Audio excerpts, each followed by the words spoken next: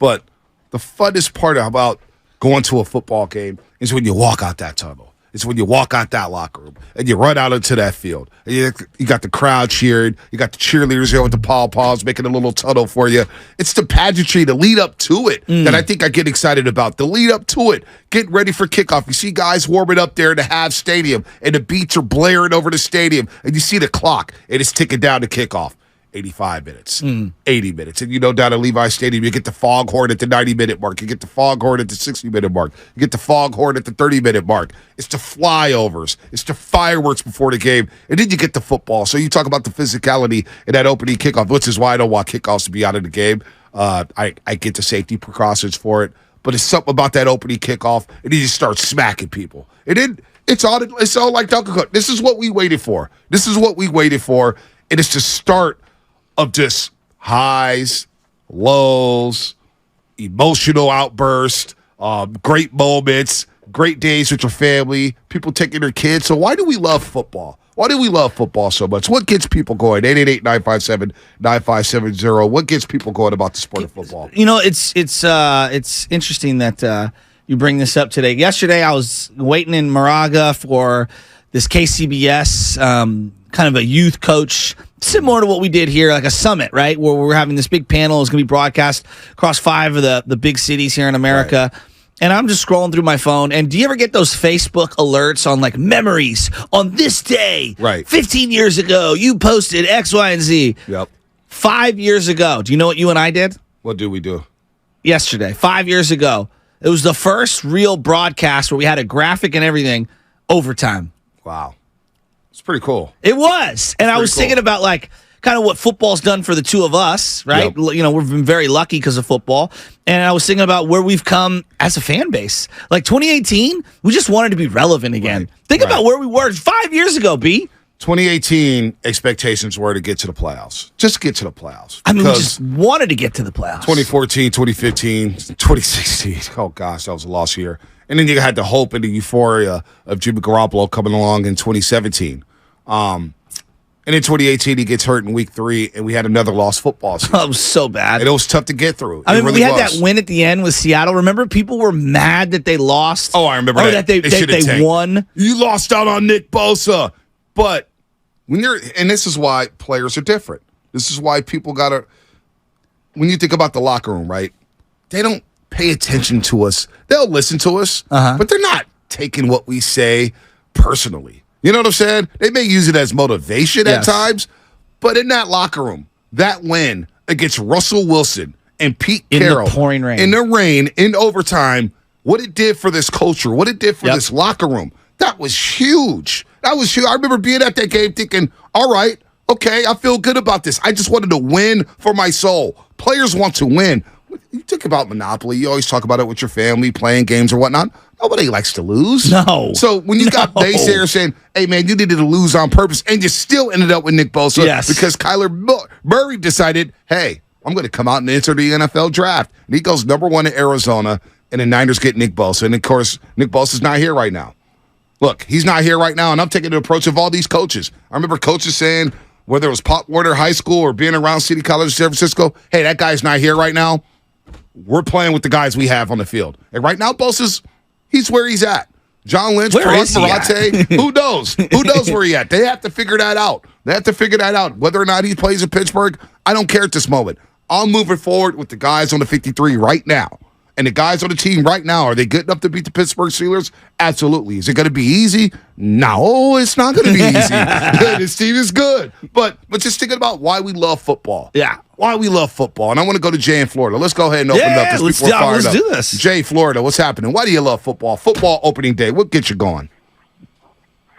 What's going on, you guys? First time calling in, so thank you for having me. Hey, thanks for listening. Anytime. So what I love about week 1 football, and what I think everybody else, especially NFL, week 1 football, everyone is at their most optimistic point at that. No matter how crappy their team did the previous season or so, everyone at week 1 thinks they can win the Super Bowl. Everyone is optimistic. I'll give you a prime example. Do you guys remember first season with Chip Kelly? I believe it was a Thursday night game. San Fran against the Rams. We took it 1-0. We all thought, hey, might have a chance. Went down quickly, but we thought at that moment might have a chance. I mean, I remember Tom Sula. Was it 28-0 against the Vikings? Minnesota Vikings. The game where Carlos Hyde went for like 200 yards in all black uniforms. Yes. And then he's right. And do you know who they played the next week? Who? The Pittsburgh Steelers. No way. I think they played the Pittsburgh Steelers. I'm not mistaken. With Tom I still Sula. can't believe they won that first game with Tom Sula. Well, they won that first game with Tom Sula. I was thinking to myself, boy, they could go to Heinz Field and pull off the upset. I swear to God. And I think Pittsburgh may have dropped 42 on them. I think they may have dropped 42 on them. I mean, Antonio Brown went crazy. Ben Roethlisberger was throwing bombs. I'm pulling it up right now. 2015 49ers. They lost to Pittsburgh 43-18. What, they win Week 5 2. games that year? 5 games. How? Week 2. Tom Sula won 5 games is a miracle. So they lost No, 43. serious. They lost 43-18 to the Pittsburgh Steelers week 2. Memory's insane. Arizona week 3, 47-7. That's when Kaepernick threw 2 pick sixes in the first quarter. Oh, against yeah, Arizona. Honey Badger. Green Bay, they lost week 4, 17-3. They went to the New York Giants, visited them on Sunday Night Football, lost 30-27. I remember Eli came back at the end of that game. And then they beat Baltimore at home. Wow, they beat Baltimore at home that year. Was that the Flacco Baltimore Ravens? When they had paid Flacco a ton of money and they kind of hollowed out the rest of the team? Yeah, Flacco, 33 of 53, 343, 2 touchdowns, 33 2 of picks. 53. Justin Forsett playing running back for the Ravens. Steve Smith Sr. was on that That's team for the right. Baltimore Ravens. Ice up, son. Yeah, Anquan Boldin with a big day, 5 for 102. Bruce Miller, 3 for 89. Bruce Miller. Kaepernick, 16-27, 340 yards, 2 touchdowns. Pretty sick. But like the optimism, like I thought they were going to go to Pittsburgh and Heinz Field and upset them. Like, oh, the Niners going to be 2-0 right now. It's kind of like with Alex Smith, or no, with Tim Rattay. They won that first game with Mike Nolan against the Rams. Remember that? They had the onside kick. Then they went to Philadelphia. Fred Otis Amy. 2 nice punt returns. Right. They traveled to Philadelphia for week 2. Traveled to Philadelphia. And I'm thinking to myself, oh boy, they may beat the Eagles at the Link. And I think they lost 42-3 in that game. They got smoked by T.O. and company. So, but it's optimism. Like the optimism, a lot of people think week 1 is the season. It's not. I want to preface everything or just brace everybody for losses are going to be had this year. Losses are going to be had for the 49ers. They're not going undefeated? They're not going to be the 72 Dolphins. So it's not the end of the world if they do lose week 1, but it's here now. Yeah. And you're playing a blue blood organization. 10 o'clock East Coast. This is great. It's interesting. You've been kind of talking about the offense all offseason, and you're not wrong. The offense feels loaded, right? They've got weaponry everywhere. Kittle, Debo, Ayuk, obviously Christian McCaffrey, Trent Williams. And they've got guys that you could argue are top 5 at their position at 5 spots? Yeah, you should hear 4 Tomlin. or 5 spots. We'll play Tomlin a little later. He was talking about that. I'm looking at this defense, B, and I just looking at the raw numbers over the last couple of years. I think we kind of underrated how great the defense was, just particularly last year. Last year alone, B, number 2 in overall yards, number 6 in yards per play. They were the number 1 rush defense, and they were number 1 in scoring percentage, right? And to me, there's an overall points where you can tally how many points is a defense given up. I look at scoring percentage because that kind of based off how many possessions a team has, how many times are they actually scoring. They gave up points on only 1 out of 4 opportunities last year, number 1 in the league, the lowest since Shanahan's been on the team.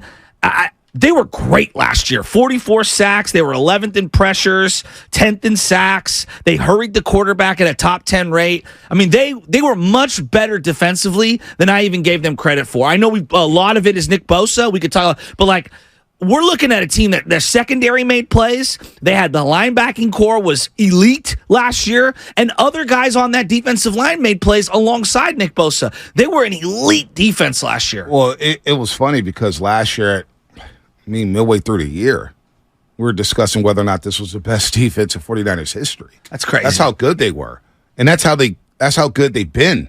Whether it's Robert Saleh calling the defense, whether it's D'Amico Ryans, and something we'll get into a Crocker at 8:30, Steve Wilks. What is he going to bring to the table? How will they follow it up? Now, you could say at times the defense has carried the offense by keeping them in the game. Look, in this league, you're going to give up a ton of yards. the way the rules are dictated towards the offense. Absolutely. You can't touch wide receivers. Yeah. You can't breathe on quarterbacks. You get called for defensive holdings. It's an automatic first down. You can't hit guys like you used to hit them. That's why I wonder if Ronnie Lott could ever play in today's game, whether John Lynch could play in today's game, whether Steve Atwater could play in today's game. I have no idea. So the rules are catered to the offense to move up and down the field. Fantasy football, the casual fan loves offense, offense, offense. They love points, points, points. I think if you poll the average fan, they say they'd rather have a 40-37 game as opposed to a 20-17 game. I like the 20-17 games personally, but it's about bending, and not breaking. Can you keep a team out of the end zone? Yes. It's almost like a win. Like when the team attempts a field goal and you force the team into a field goal, that's a win for you.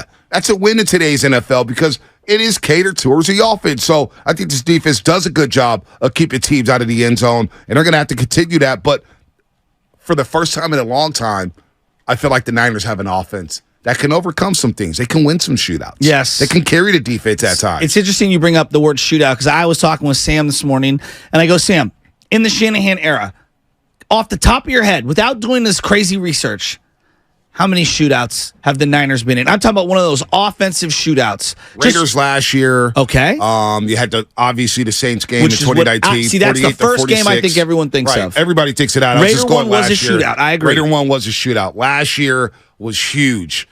With that Raiders game They in had Vegas. a Rams game in there that I was thinking about on that Saturday night where they where it felt like they went toe-to-toe Goff 34-31. versus Jimmy. That Frank maybe Warner- it Frank Warner wasn't with the pick technically six. like a Mahomes shootout, but for the Niners, it felt like an offensive shootout. Yep, no doubt. I mean, that was 34-31, Saturday night divisional game. A lot of points put up there, but not many shootouts because the Niners run the ball. Yes. They usually are a top 5 team in time of possession. Absolutely. They take the air out of football. They suffocate you with the defense. Well, and I think that's where the number one thing when you talk about the defense be complementary football.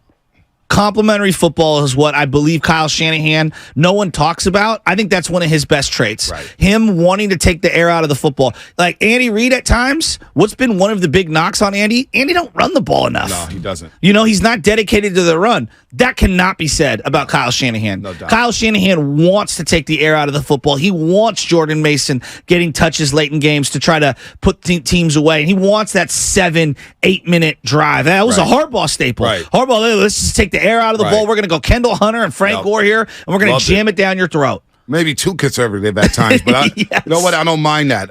510 Xfinity Mobile text line. Good morning to the text line, and good morning to YouTube and Twitch, powered by First NorCal Credit Union.